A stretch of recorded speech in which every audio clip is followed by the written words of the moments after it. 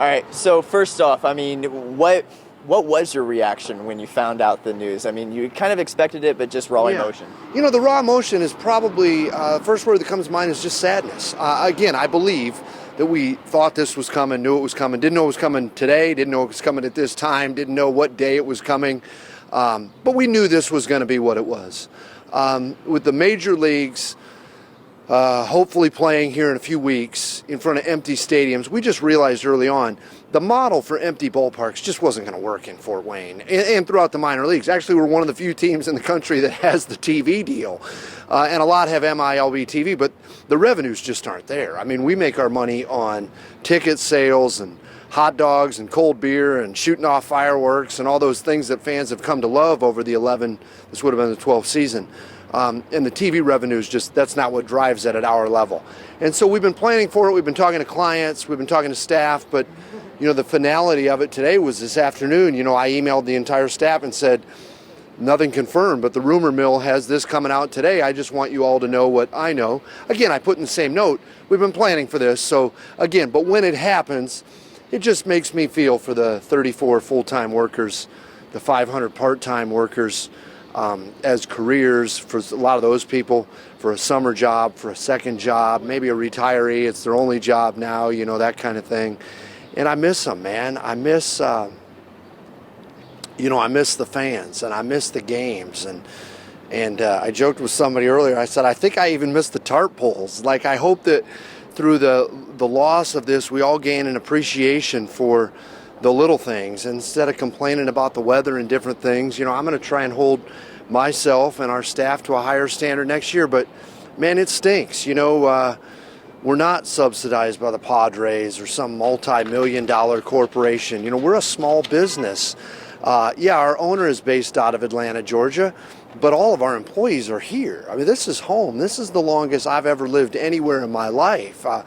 Met Beth from here, the Warsaw native, my wife, and both kids are born here. And, this is home. And so, this isn't one of those things that, oh, hey, they're subsidizing this from somewhere, like everybody will be fine. Hey, man, it's going to be a challenge. Now, I believe that we've got the workers to do it. I know that we have the owner to do it. But we're staring down the idea here of 19 months with no home game. And that's where the revenues are made. And personally, for some of it's been tough. I battled some anxiety and truthfully, depression during this process. First time in my life, a lot of stress and anxiety in this job. Don't make light of it in any way. First time in my life, I felt like, more than that. I felt like depression and things like that. And so we're all talking to one another in here, keeping everybody built up, keeping everybody engaged with what's going on, because it's tough now. You mentioned that you found out kind of like the rest of us through Twitter or through the internet. Why do you think they kept it so hush-hush, especially from you guys, for so long? Yeah, I don't know. I got to believe in, I get along, Major League and Minor League Baseball are going through their own negotiation on a separate thing right now. We can talk about that and those teams that may not get to ever play again. I don't know who made the final decision on this. Obviously, it didn't seem like, players were going to be provided to minor league teams by the major leagues. But I'm less of a blame guy. I'm more of a, hey, there's no way they could send their players all around the country when the major leagues are not going to play in front of people. So, I understand it. I'm not sure why it came and that we heard, officially today around 4 o'clock that, hey, this is coming at 5, so I didn't have a chance to go home and maybe put my best Sunday best on. But, I'm not sure. But the reality of it here is that we saw this coming. We've been talking to people, even with you guys and gals over the last few weeks. It's been a lot more of, hey, this is what we think. We would have loved to have been wrong. I would have loved to have been wrong, and somehow there was a chance, to do a 25 or 30 or 40 game season home schedule or something, but it just wasn't meant to be. What does this have on the effect of baseball here in the future? You know what? I think baseball overall can be fine because the major league owners and players finally got their act together for a season. As a lifer in this game, 29 seasons, I'm 47 years old. I had hoped that they could have reached a deal earlier, so on July 4th we could have had our debut and competed with the hot dog eating contest and stuff like that. And baseball could have rightfully taken its spot as the summer thing. And baseball's taken a lot of hits over the years. I think some of them, rightfully so, with some of the stuff that's happened. But this one, I had hoped they could get going earlier. They finally got a deal, or a deal was imposed, or whatever the right terminology is. I'm glad they're going to be able to play. I think baseball and sports can be a part of the healing. Unfortunately, here at Parkview Field, we won't be able to do that. We will with outside events, but I mean for baseball specifically, no. But I think that there's still a chance that people can understand and get a chance to see how good Mike Trout really is, because the Angels aren't on a ton. In our case specifically, if Fernando's healthy for these 60 games, if he was healthy last year, I think he would have beaten Pete Alonso for the Rookie of the Year. I'm a little biased, but I think he would have or could have. Chris Paddock, this roster is loaded with major league guys that came through the Summit City and came through our league. And so I'm excited about, I think baseball can do all right. I think the kids are back playing now and things like that. And so it can do well, but we need to get it on TV. We need to remind people the nostalgia and some of the really cool aspects of this game, and not get so caught up into money and what percentage of this is income and how much is prorated. Listen, I understand the business aspect of it. This is all I've ever done. But I felt like some of those leaks and some of that things just didn't help the long-term aspect of our great game. But I also believe when they get playing, if I heard right, who is it opening day? It's the Yankees and Nationals. I can tell you one thing, if that's the case, if I heard that right, that it's Yankees, Nats, and it's Cole against Scherzer, I hope that game lasts an hour and 40 minutes and there's 40 punch-outs and all that stuff, because our game is still great, warts and all. Being a president of an organization, obviously you're worried about your workers, your players, and everything like that. What have you been thinking about and saying to your staff during these times? So I'm the resident rah-rah guy, even when we're not in a pandemic. And so I still have tried to maintain that, but some of the days have been tough. And so what we've told them is, we work for Jason Fryer and Hardball Capital. I wouldn't have that any other way.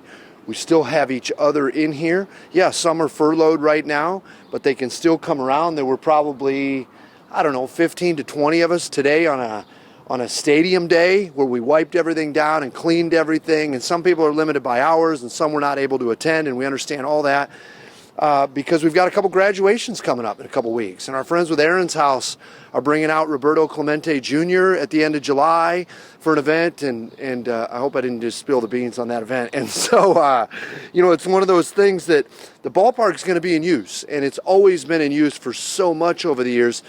Just unfortunately, it won't be for tin caps. But everybody's hanging in there. Everybody's engaged. We've all run the gamut of emotions of when this first was announced. I remember being up there. I think it was like March 16th. I think if you would have asked me that day, when would we have been back? Man, I might have guessed 6 weeks, just total blind, dumb guess. And obviously here we are many months later, with the announcement tonight of the season being lost. And so it's sad, but again, we'll get through. There'll be some stuff going on in this ballpark. And when there's another game played here, and I'm pretty sure that's going to be in April of 21, I'm going to be here. I hope that all those other 32, 33 people are here. And it's going to be one heck of a party. And it might be the hottest ticket we've ever had in April since '09. Financially, emotionally, what does something like this do, specifically for the Tin Caps organization? Well, the burden is huge. Emotionally, it's tough. We kind of talked about that. I mean, the stress, the anxiety, the depression, the unknown, those are all major things. Financially, the loss is definitely going to be in excess of $1 million. Again, we mentioned briefly before, we're not subsidized by the MLB and the Padres and MILB. We're just not. And so we have the best owner in the world, and he knows that. But he owns his businesses owning 3 minor league teams. Well, Chattanooga, Tennessee, AA for the Reds, Columbia, South Carolina, High A for the Mets, and Fort Wayne, Indiana, Low A for the Padres right now are hurting. And so will it involve other calls out to owners? We made a little bit of news last week because we were our 3 teams are a part of many teams in a lawsuit that was filed. People that know us know that we try and do it right and try and have a great reputation in this community and support the nonprofits and bring in so many kids to work here It's the best summer job you could ever have for a young kid as their first job, and that's what I miss. We're not going to be able to have those 500 or 600 kids and teachers and retirees working here, because I love them, and I can tell you most of their names, over half, and just love the stories and get to know people. But we got in that lawsuit last week because I'm not the lawyer in the group, but that's my owner, Jason. But if this isn't business interruption, I don't know what is. And so we were just looking at ways to explore ideas to try and recoup some of the revenue, because it's a major hit in this lost season.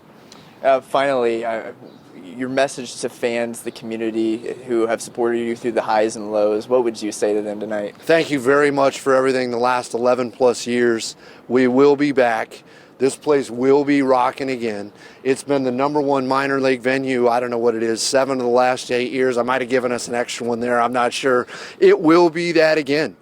There's a brand new video board and a brand new sound system and new LED ribbon boards and stuff on the concourse that we hadn't even just told people about, some of it, because we just wanted to keep adding to this award-winning venue. And sooner than later, they'll get in here and get a chance to see it, and the games will be on, and this place will be rocking. And until then, I just want them to understand one thing: I miss them as much as they miss the game. Last question, real quick, is you mentioned feeling for the teams that didn't know that this might be their last game. Do you want to touch on that a little bit? I do. Major League and minor league baseball have been going at it a little bit. I think it's been a lot more positive, a lot better tone, a lot better stuff. But these negotiations have been going since before the winter meetings back in December. Again, I think that's close. There's been a lot of rumors about 20 teams or so being contracted.